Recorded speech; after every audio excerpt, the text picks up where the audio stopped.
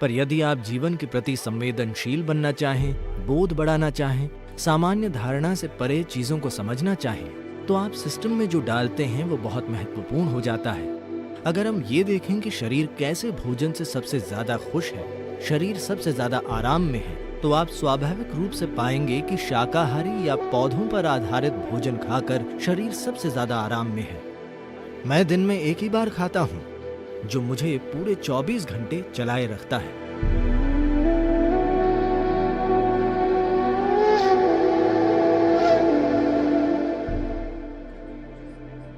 क्या आप मुझे समझा सकते हैं कि भारत में इतने सारे लोग शाकाहारी क्यों हैं? और दैनिक जीवन में भोजन और फलों का क्या महत्व है? अभी भारत की लगभग 38% आबादी शुद्ध शाकाहारी है, परंपरा की वजह से। ये ऐसा ही है।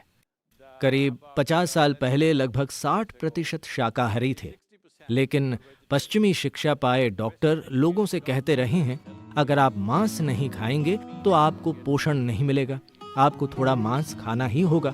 तो उस वजह से थोड़ा मांस खाया जाने लगा। पर फिर भी भारत में मांस खाना वैसा नहीं है जैसा ये पश्चिम में है। मांस केवल एक साइड डिश है। यहाँ तक कि मांसाहारी लोगों के लिए भी ये सिर्फ एक साइड डिश है। पर शाकाहार की वजह क्या है? देखिए, अगर आपका जिंदा रहना खतरे में है तो आपका पूरा जीवन उसे बचाने के बारे में होगा।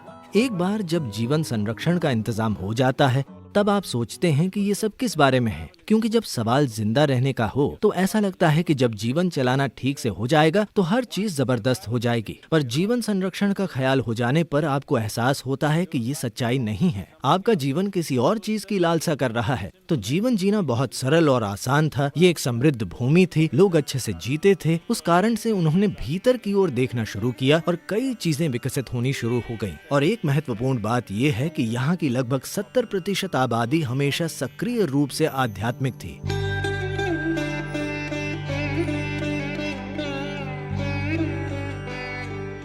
भीतर मुड़ना जीवन का एक महत्वपूर्ण हिस्सा था। इस वजह से जब वे भीतर की ओर मुड़े तो उन्हें एहसास हुआ कि वे जो खाते हैं उससे फर्क पड़ता है। यदि आप सिर्फ ताकतवर बनना चाहते हैं तो बहुत सारा मांस खाकर मांसपेशियां विकसित कर सकते हैं और एक दूसरे से लड़ सकते हैं। पर अगर आप ये देख रहे हैं कि जीवन के प्रति संवेदनशील कैसे बने, जिसे सामान्य बोध माना जाता है, उससे परे की चीजों का बोध कैसे करें, तब आप सिस्टम में जो खाना डालते हैं वो बहुत महत्वपूर्ण हो जाता है।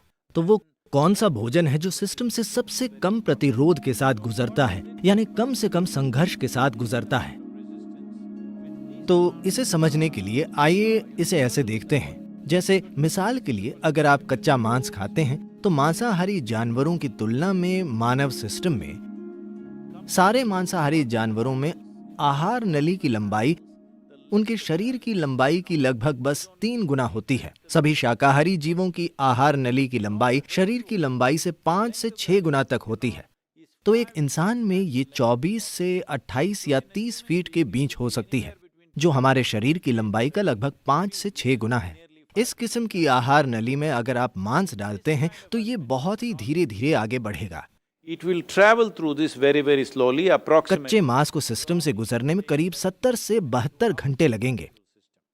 अगर आप पका हुआ मांस डालते हैं तो उसे सिस्टम से गुजरने में 50 से 52 घंटे लगेंगे। अगर आप पकी सब्जी वाला भोजन डालते हैं तो इसे सिस्टम से गुजरने में 24 से 30 घंटे के बीच लगेंगे।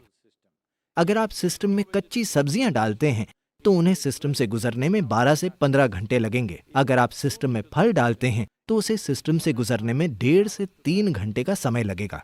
तो हमने ये पहचानना शुरू किया कि वो कौन सा भोजन है जिससे शरीर में कम से कम मल बनता है, कम से कम अशुद्धियां बनती हैं और जो सिस्टम से बहुत शीघ्रता से गुजरता है। क्योंकि योग में ये एक महत्वपूर्ण चीज है। हम सब अभी भी इन चीजों का ख्याल रखते हैं कि अगर हम कुछ खाते हैं तो 2.5 घंटे में हमें भूख लगनी चाहिए, हमारा पेट खाली हो जाना चाहिए, पर हम खाते नहीं हैं। पेट खाली है पर हम ऊर्जावान हैं तो हम खाते नहीं हैं। तो आमतौर पर यहाँ योगा केंद्र में हर कोई सिर्फ 2 बार खाता है। पहला सुबह 10 बजे, दूसरा शाम को 7 बजे। बस मैं ज्यादातर दिनों में सिर्फ 1 बार खाता हूँ। अगर मैं यात्रा कर रहा हूँ तो शायद थोड़ा ज्यादा खाता हूँ, पर आमतौर पर घर पर मैं 1 ही बार खाता हूँ। सुबह या शाम में? तो वो एक भोजन आप कब करते हैं? आमतौर पर मैं शाम के 4:30 से 5 बजे खाता हूँ, जो मुझे पूरे 24 घंटे चालू रखता है। ये कोई नियम नहीं है, बात बस इतनी है कि जरूरत इतनी है। तो मान लीजिए किसी दिन बहुत ज्यादा शारीरिक काम है, तो आप एक छोटा नाश्ता खा सकते हैं या कोई फल या ऐसा ही कुछ खा सकते हैं।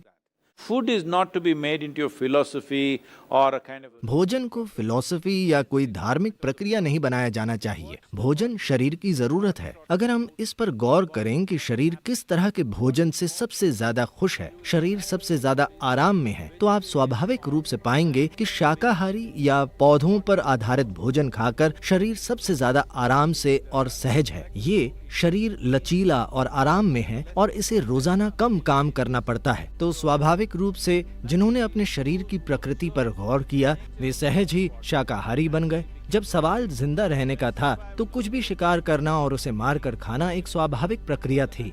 पर जब समाज बस गए तो वे जो चाहे उगा सकते थे, और फिर जैसे जैसे उन्होंने खुद पर ज्यादा से ज्यादा ध्यान दिया और जीवन बस किसी तरह जिंदा रहने के बारे में नहीं रहा, बल्कि अपने जीवन को बोध और अनुभव के ऊंचे स्तर तक उठाना बन गया, तब इंसान स्वाभाविक रूप से शाकाहारी बन गया। ये एक स्वाभाविक